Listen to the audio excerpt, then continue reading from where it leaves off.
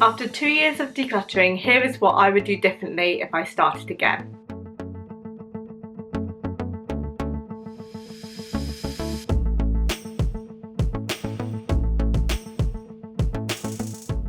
Hello, my name's Rachel. I do videos about decluttering, minimalism and my no spend year, and I have spent the last two and a half years decluttering my home to become more minimalistic in kind of style.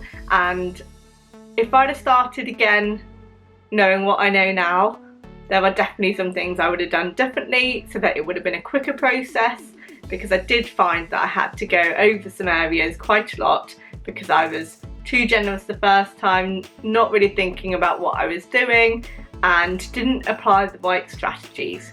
So here is what I would do differently if I started decluttering now. The first thing I would do is take before and after photos. It bugs me that I do not have any photos to show you from before I started decluttering, and I had such a chaotic home.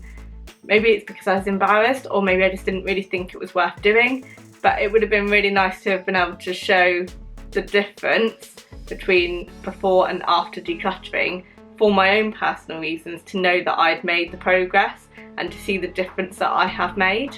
I think it helped when I started doing that, because it meant that I could see that visual change a lot more clearly. I could see the progress after each area that I worked on, and it did make a difference to how I felt about decluttering. I felt more motivated.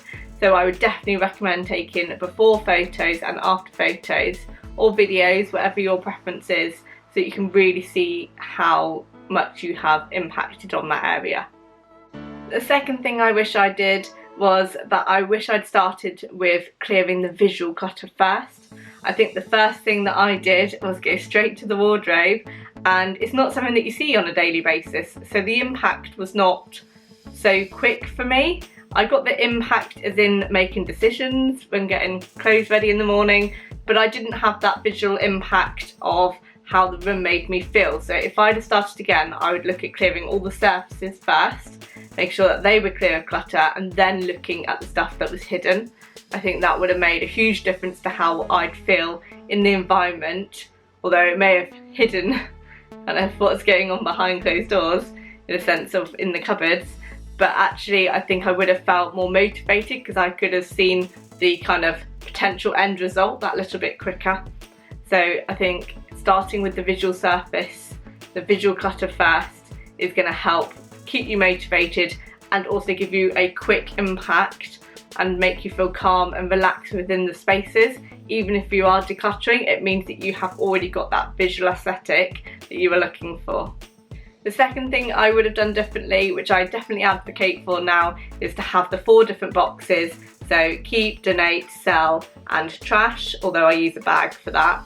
I didn't do that at the very beginning, so every time I used to declutter an area, I used to end up with 4 different piles of stuff, and then I'd have to spend time moving the stuff. So I'd have this overwhelming task that was created at the end of decluttering. So it was like almost I was doing 2 different jobs, decluttering and then moving the clutter. So it just meant that I was not so motivated to keep going and not so keen to declutter, because I knew that it would mean another job after. Creating those 4 boxes meant that I had a really clear system, so that I knew that the bin bag could go straight outside into the bin. I didn't have to pick things up. The sell box meant that I could just go through and list things for selling when I wanted to, and the donate box was just ready to then put in the cart and take to a charity shop. So it just meant that the system wasn't creating another job for me after, so it wasn't so overwhelming to do the decluttering. I think the 4th thing I would have done differently is I would have done the little acts of decluttering sooner. I definitely was somebody that started by trying to declutter the whole room, and it was extremely overwhelming. I'd start in one area, I'd get distracted by another, I'd do another, and it just meant that it was such a big job to do that I then didn't do anything for ages, and there ended up being stuff everywhere and I just wasn't dealing with it. As soon as I started working on one small area, getting that finished, then moving on, I just found that it was much easier to manage. So that is something I would definitely recommend doing from the get-go. And that also means then that you can spend more time on that area, because when I did a whole room, I ended up giving up kind of halfway. I didn't make careful decisions about things, I wasn't thinking things through, so I ended up just keeping stuff that I didn't really need to keep.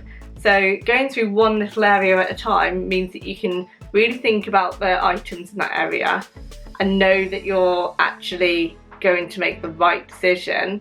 You're going to be more thorough, and you're also creating those daily acts of decluttering, that daily habit. That means that you are becoming better at decluttering in a quicker way. So it means that decision making becomes much easier. And the last thing I would do is time blocking. I wish I had blocked out or scheduled out 15 minutes every day to do my little bits of decluttering, my little acts of decluttering, and actually know that that was my allocated time, and I didn't have to spend more than that or less than that. It's a time that would have suited me, at a time that suited me, rather than having to kind of do things really ad hoc, last minute. It would just give some structure to the decluttering and also keep me accountable and keep me going.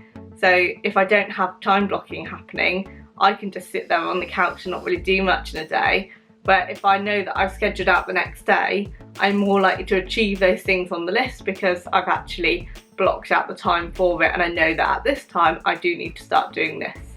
So it just means that you might get a bit more of a schedule together, and you know that you're then keeping on top of the decluttering and you're chipping away at it. So there are 5 different things I would do differently if I started decluttering again, knowing what I know now. I wish I'd known them at the beginning of my journey because that would have made life a lot easier. But those are the tips that I would highly recommend if you are new to decluttering and want to make the most out of it. That's what I would suggest. I shall be back for more videos soon on decluttering, minimalism and my no spend year. Take care, bye.